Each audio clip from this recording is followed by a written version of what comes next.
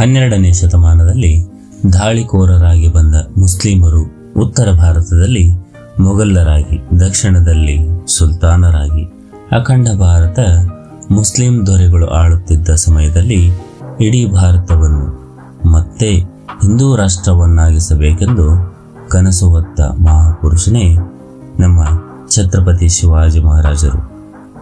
ಛತ್ರಪತಿ ಶಿವಾಜಿ ಮಹಾರಾಜರು ಮಹಾರಾಷ್ಟ್ರದ ಗಿರಿಗಳ ಮಧ್ಯೆ ಅಹಂಕಾರದಿಂದ ಎತ್ತರವಾಗಿ ನಿಂತಿದ್ದ ಶಿವನೇರಿ ದುರ್ಗಕೋಟೆಯಲ್ಲಿ ಫೆಬ್ರವರಿ 19, 1627ರಲ್ಲಿ ಜನಿಸಿದರು. ಕೆಲವು ಇತಿಹಾಸಕಾರರು ಪ್ರಕಾರ 1630ರಲ್ಲಿ ಜನಿಸಿದರು ಎಂದು ಹೇಳುತ್ತಾರೆ. ಇವರ ತಾಯಿ ಜೀಜಾಬಾಯಿ, ತಂದೆ ಶಹಾಜಿ ಭೋಸ್ಲೆ. ಶಹಾಜಿಯವರು ಮೊದಲು ಅಹಮದ್ ನಗರದ ಸುಲ್ತಾನನಿಗೂ ನಂತರ ಬಿಜಾಪುರದ ಆದಿಲ್ ಶಾಹಿಗೂ ಸೇನಾ ನಾಯಕರಾಗಿ ಸೇವೆ ಸಲ್ಲಿಸಿದರು. ಪೂನೆಯನ್ನು ಜಹಗೀರಾಗಿ ಪಡೆದರು. ಶಹಾಜಿಯವರು ಬೆಂಗಳೂರಿನಲ್ಲಿ ನೆಲೆಸಿದರು. ಆ ಸಮಯದಲ್ಲಿ ಪೂನೆಯ ಜಹಗೀರನ್ನು ಜೀಜಾಬಾಯಿ ಧೈರ್ಯದಿಂದ ನೋಡಿಕೊಳ್ಳುತ್ತಿದ್ದರು. ಅವಳು ಭಕ್ತಿಯುಳ್ಳ, ಧರ್ಮನಿಷ್ಠೆಯುಳ್ಳ ಮತ್ತು ಶೂರ ಮಹಿಳೆ. ಪ್ರತಿದಿನ ರಾತ್ರಿ ತನ್ನ ಚಿಕ್ಕ ಮಗನಿಗೆ ರಾಮಾಯಣ ಮತ್ತು ಮಹಾಭಾರತ ಕಥೆಗಳನ್ನು ಹೇಳುತ್ತಿದ್ದಳು. ರಾಮನ ಧರ್ಮನಿಷ್ಠೆ, ಭೀಮನ ಬಲ, ಅರ್ಜುನನ ಶೌರ್ಯ ಇವೆಲ್ಲವೂ ಬಾಲಶಿವಾಜಿಯ ಮನಸ್ಸಿನಲ್ಲಿ ಆಳವಾಗಿ ಬೇರೂರಿತು. ನೀನು ಧರ್ಮಕ್ಕಾಗಿ ಹೋರಾಡುವ ವೀರನಾಗಬೇಕು ಎಂದು ಜೀಜಾಬಾಯಿ ಅವನಿಗೆ ಸದಾ ಉಪದೇಶಿಸುತ್ತಿದ್ದರು. ಈ ಮಾತುಗಳು ಅವನ ಹೃದಯದಲ್ಲಿ ಅಗ್ನಿಯಂತೆ ಹೊತ್ತಿ ಉರಿಯುತ್ತಿದ್ದವು. ಶಿವಾಜಿಯ ಶಿಕ್ಷಣ ಮತ್ತು ಯುದ್ಧ ಕಲೆ ತರಬೇತಿಯನ್ನು ದಾದಾಜಿ ಕೊಂಡದೇವ ನೀಡಿದರು. ಅವರು ಶಿವಾಜಿಗೆ ಆಡಳಿತ, ಕುದುರೆ ಸವಾರಿ, ಕತ್ತಿ ವರಸೆ ಮತ್ತು ಯುದ್ಧ ತಂತ್ರಗಳನ್ನು ಕಲಿಸಿದರು. ಬಾಲಶಿವಾಜಿ ಬೆಟ್ಟಗುಡ್ಡಗಳಲ್ಲಿ ಸಂಚರಿಸುತ್ತಾ ಪ್ರಕೃತಿಯ ಮಧ್ಯೆ ತನ್ನ ಶಕ್ತಿಯನ್ನು ಬೆಳೆಸಿಕೊಂಡನು. ಸಹ್ಯಾದ್ರಿ ಪರ್ವತಗಳ ಮಧ್ಯೆ ವಾಸಿಸುತ್ತಿದ್ದ ಮಾವಳಿಯವರು ಅವನ ಆಪ್ತ ಸ್ನೇಹಿತರಾದರು. ಅವರು ಕಾಡು ಗುಡ್ಡಗಳ ದಾರಿಗಳನ್ನು ಚೆನ್ನಾಗಿ ಅರಿತಿದ್ದರು. ಶಿವಾಜಿಯ ಧೈರ್ಯ ಮತ್ತು ನಾಯಕತ್ವದಿಂದ ಅವರು ಅವನಿಗೆ ನಿಷ್ಠಾವಂತ ಅನುಯಾಯಿಗಳಾದರು. ಶಿವಾಜಿಯು ಅಲ್ಲಿಯ ಯುವಕರನ್ನು ಸೇರಿಸಿ 2 ಗುಂಪು ಮಾಡಿ, ಒಂದು ಗುಂಪಿಗೆ ಮರಾಠರು, ಮತ್ತೊಂದು ಗುಂಪಿಗೆ ಮೊಘಲರು ಎಂಬ ಹೆಸರನ್ನು ಇಟ್ಟು ಯುದ್ಧದ ಆಟವಾಡುತ್ತಿದ್ದರು. ಕೊನೆಯಲ್ಲಿ ಮರಾಠರು ಗೆಲ್ಲಬೇಕೆಂಬ ನಿಯಮವಿತ್ತು. ಇದರಿಂದ ಯುವಕರೆಲ್ಲ ಮರಾಠ ಗುಂಪಿಗೆ ಸೇರಲು ಇಷ್ಟಪಡುತ್ತಿದ್ದರು. ಹೀಗೆ ಯುವಕರನ್ನು ಮರಾಠ ಸೈನ್ಯದಲ್ಲಿ ಸೇರಿಸಿ ದೇಶಾಭಿಮಾನ ಮೂಡಿಸಿದರು. ಶಿವಾಜಿಯ ಮೇಲೆ ಸಂತರಾದ ಸಮರ್ಥ ರಾಮದಾಸ್ ಮತ್ತು ತುಕಾರಾಮ್ ಅವರ ಉಪದೇಶಗಳ ಪ್ರಭಾವವೂ ಬೀರಿದ್ದವು.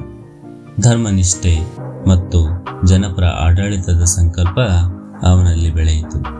ಹೀಗೆ ತಾಯಿಯ ಸಂಸ್ಕಾರ, ಗುರುಗಳ ಮಾರ್ಗದರ್ಶನ ಮತ್ತು ಸಹ್ಯಾದ್ರಿ ಪ್ರಕೃತಿ ಇವೆಲ್ಲವೂ ಸೇರಿ ಒಂದು ಮಹಾನ್ ನಾಯಕನ ರೂಪುಗೊಳಿಸಿತು.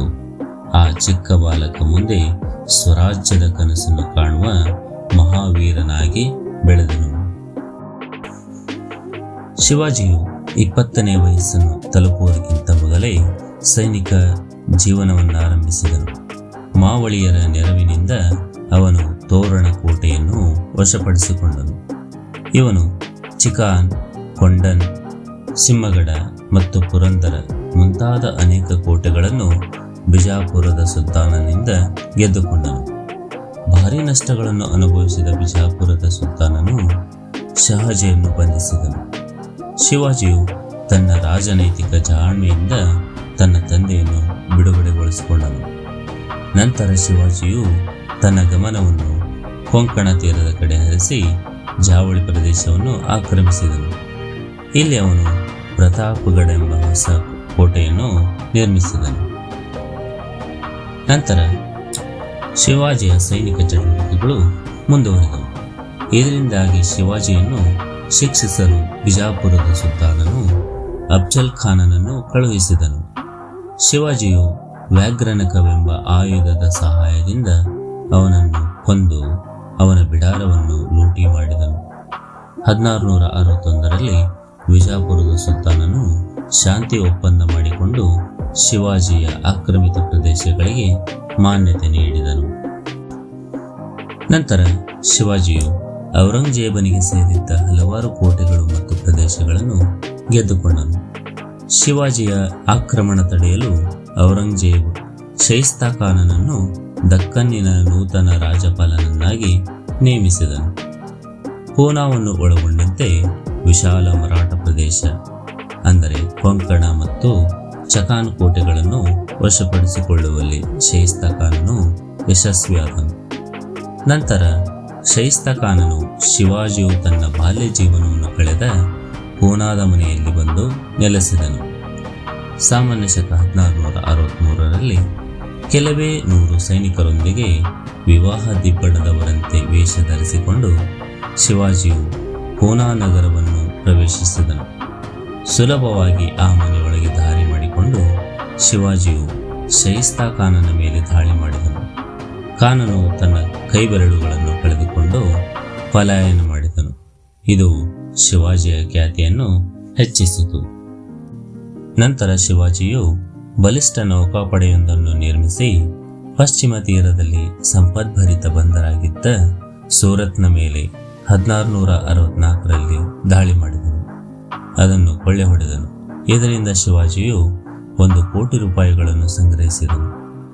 ಮೊಘಲರನ್ನು ಬೆಂಬಲಿಸಿದ ಇಂಗ್ಲಿಷರನ್ನು ಹಿಮ್ಮೆಟ್ಟಿಸಿದನು. ಮೊಘಲ್ ಸೈನ್ಯದ ಆಗಮನದ ಸುದ್ದಿ ತಿಳಿದ ಶಿವಾಜಿಯು ಸೂರತ್ನಿಂದ ಪಲಾಯನ ಮಾಡಿದನು.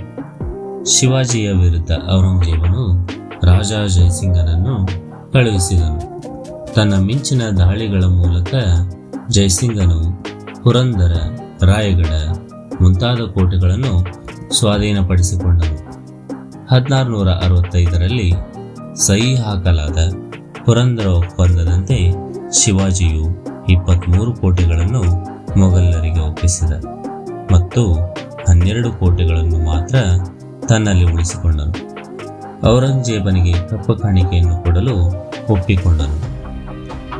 ಶಿವಾಜಿಯ ಮಗ ಸಂಭಾಜಿಯನ್ನು 5,000 ಮನ್ಸಬ್ದಾರನನ್ನಾಗಿ ನೇಮಕ ಮಾಡಬೇಕೆಂದು ನಿರ್ಧರಿಸಲಾಯಿತು. ನಂತರ ಜಯಸಿಂಗನ ಒತ್ತಾಯದ ಮೇರೆಗೆ ಶಿವಾಜಿಯು ಆಗ್ರಾದಲ್ಲಿನ ಮೊಘಲರ ಆಸ್ಥಾನಕ್ಕೆ ಭೇಟಿ ನೀಡಿದನು. ಆದರೆ ಔರಂಗಜೇಬನು ಶಿವಾಜಿಯನ್ನು ಅವಮಾನಗೊಳಿಸಿ ಬಂಧನದಲ್ಲಿಟ್ಟನು. 1666ರಲ್ಲಿ ಶಿವಾಜಿಯು ಅನಾರೋಗ್ಯವಂತನಂತೆ ನಟಿಸಿ ಸಿಹಿ ತುಂಬಿದ ಬುಟ್ಟಿಗಳನ್ನು ದಾನ ಮಾಡಲು ಹೊರಗೆ ಕಳುಹಿಸುತ್ತಿದ್ದನು. ಅವಕಾಶ ನೋಡಿ ಬುಟ್ಟಿಯಲ್ಲಿ ಅಡಗಿಕೊಂಡು ಸಂಭಾಜಿಯೊಂದಿಗೆ ತಪ್ಪಿಸಿಕೊಂಡನು.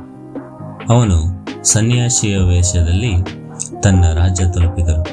ನಂತರ ಶಿವಾಜಿಯು 2 ಬಾರಿ ಸೂರತ್ತನ್ನು ಲೂಟಿ ಮಾಡಿದನು.